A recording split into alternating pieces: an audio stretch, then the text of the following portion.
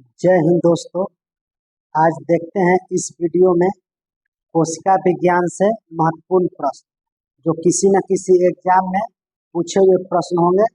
सभी प्रश्न previous year प्रश्न होंगे जो किसी न किसी एग्जाम में पूछे गए। तो चलते हैं बिना देर करते हुए प्रश्न संख्या 1 की ओर। कोशिका के बारे में निम्नलिखित में से कौन सा सही नहीं है? तो कोशिका के बारे में सही नहीं है पूछ रहा है, तो ऑप्शन पढ़ेंगे।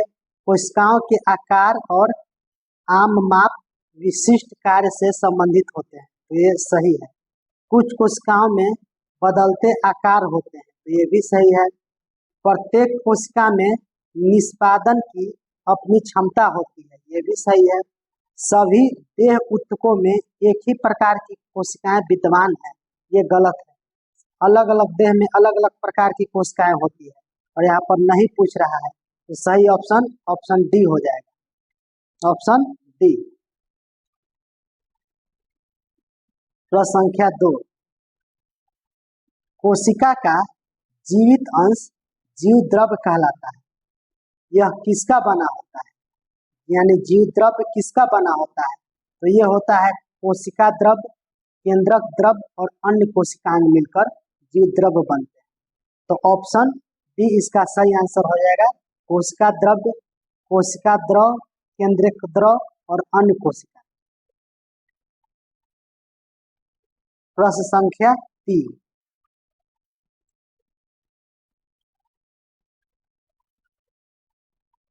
निम्नलिखित कोशिकाओं में से कौन सा एक पौधों की कोशिका भित्ति का एक संरचनात्मक घटक?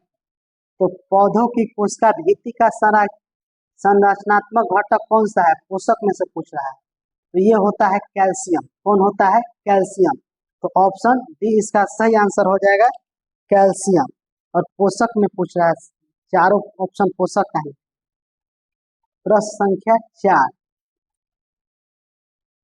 निम्नलिखित में से क्या कोशिकाओं में को एक निश्चित आकार प्रदान करता है? तो कोशिकाओं को निश्चित आकार कौन प्रदान करता है? तो ये प्रदान करता है झिल्ली। कौन? झिल्ली। तो ऑप्शन सी इसका सही आंसर हो जाएगा, झिल्ली। प्रश्न संख्या 5। कोशिका का ऊर्जा गृह किसको कहा जाता है? तो कोशिका का ऊर्जा गृह माइटोकॉन्ड्रिया को कहा जाता है। किसको? माइटोकॉन्ड्रिया को। तो ऑप्शन डी इसका सही आंसर हो जाएगा, माइटोकॉन्ड्रिया। प्रश्न संख्या 6। माइटोकॉन्ड्रिया के किस भाग में एटीपी संश्लेषणकारी रासायनिक अभिक्रियाएं होती है? तो किस भाग में होती है? तो ये होता है एटीपी संश्लेषणकारी रासायनिक अभिक्रिया होता है आंतरिक झिल्ली में। इसी को माइटोकॉन्ड्रियल झिल्ली भी कहा जाता है। तो ऑप्शन सी इसका सही आंसर हो जाएगा, आंतरिक झिल्ली। प्रश्न संख्या 7। निम्नलिखित में से किस कोशिका अंगक में डीएनए होता है? तो ये होता है माइटोकॉन्ड्रिया में। किसमें होता है? माइटोकॉन्ड्रिया में। तो ऑप्शन डी इसका सही आंसर हो जाएगा, माइटोकॉन्ड्रिया। प्रश्न संख्या 8। 80% से अधिक सेल यानी कोशिका में पाए जाने वाला पदार्थ। तो सबसे ज्यादा कोशिका में 80% पाया जाता है, वो होता है जल। क्या होता है? जल। तो ऑप्शन डी इसका सही आंसर हो जाएगा, जल। प्रश्न संख्या 9। किसकी उपस्थिति के कारण किसी पादप कोशिका और पशु कोशिका में अंतर पाया जाता है? तो ये पाया जाता है कोशिका भित्ति के उपस्थिति के कारण। किस उपस्थिति के कारण? कोशिका भित्ति के उपस्थिति के कारण। जंतु कोशिका में यानी पशु कोशिका में कोशिका भित्ति नहीं होता है। ऑप्शन बी इसका सही आंसर हो जाएगा, कोशिका भित्ति। प्रश्न संख्या 10। निम्नलिखित में से कौन सा कोशिका अंगक मुख्य रूप से पाचक एंजाइमों के संग्रह आकार की तरह कार्य करता है? तो ये करता है पाचक एंजाइम के संग्रह आकार की तरह कार्य करता है, ये होता है लाइसोसोम। कौन होता है? लाइसोसोम। तो ऑप्शन डी इसका सही आंसर हो जाएगा, लाइसोसोम। प्रश्न संख्या 11, कोशिका का रसोई घर किसे कहा जाता है? तो कोशिका का रसोई घर क्लोरोप्लास्ट को कहा जाता है। किसको कहा जाता है? क्लोरोप्लास्ट को। तो ऑप्शन डी इसका सही आंसर हो जाएगा, क्लोरोप्लास्ट।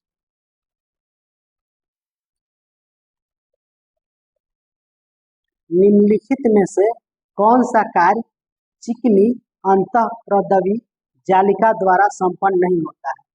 तो ये नहीं होता है प्रोटीन का संश्लेषण। जो स्मूथ ईआर होता है उसके द्वारा उसमें प्रोटीन का संश्लेषण नहीं होता है। तो ऑप्शन बी इसका सही आंसर हो जाएगा, प्रोटीन का संश्लेषण। प्रश्न संख्या 13, डीएनए के डबल हेलिक्स प्रारूप को पहली बार किसने प्रस्तावित किया था? कौन किया था? तो ये था वाटसन एवं क्रिक। कौन? वाटसन एवं क्रिक। तो ऑप्शन ए इसका सही आंसर। प्रश्न संख्या 14,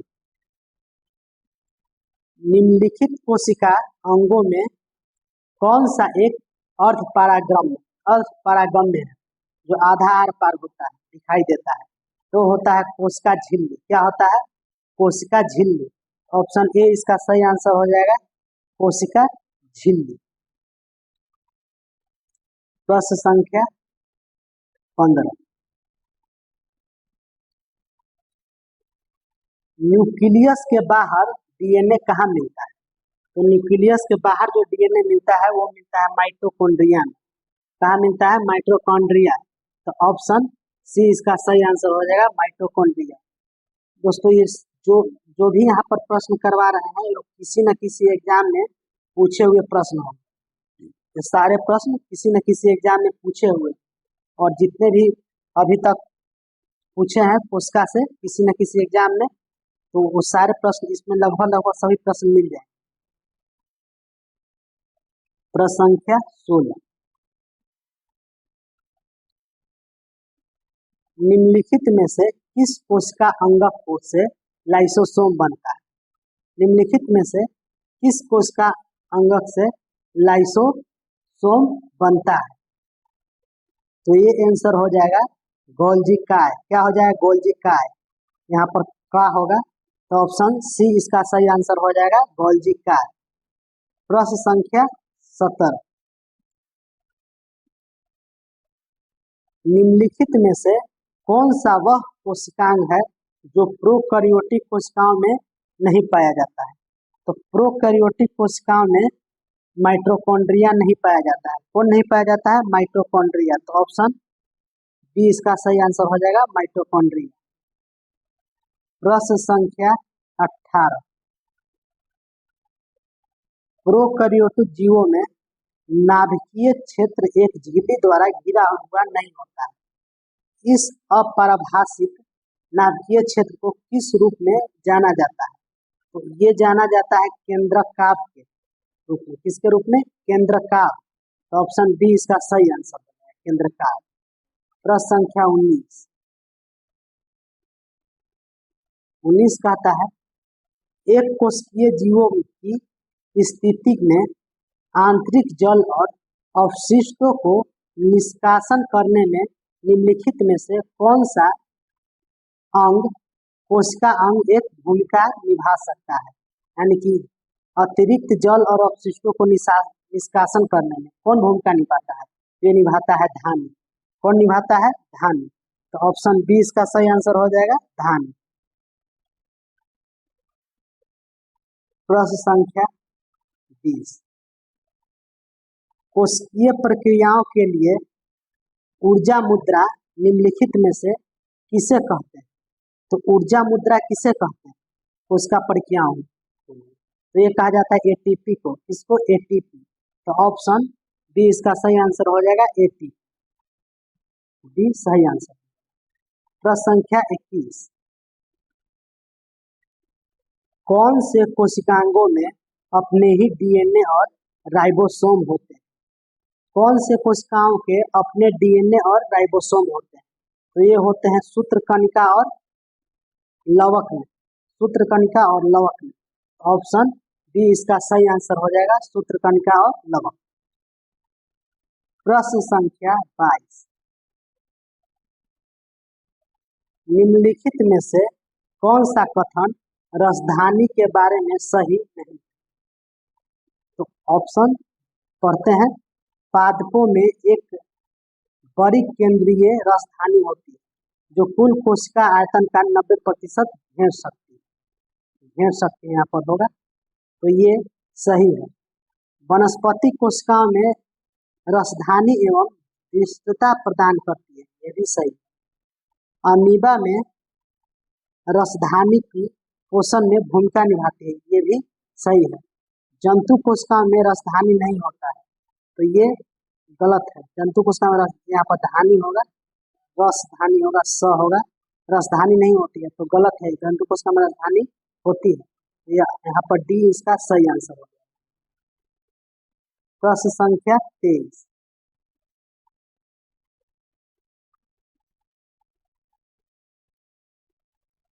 एक कोशिकीय लिपिडों का संश्लेषण करने में असमर्थ है, इसका निम्नलिखित में से कौन सा कोशिकांग त्रुटिपूर्ण हो सकता है?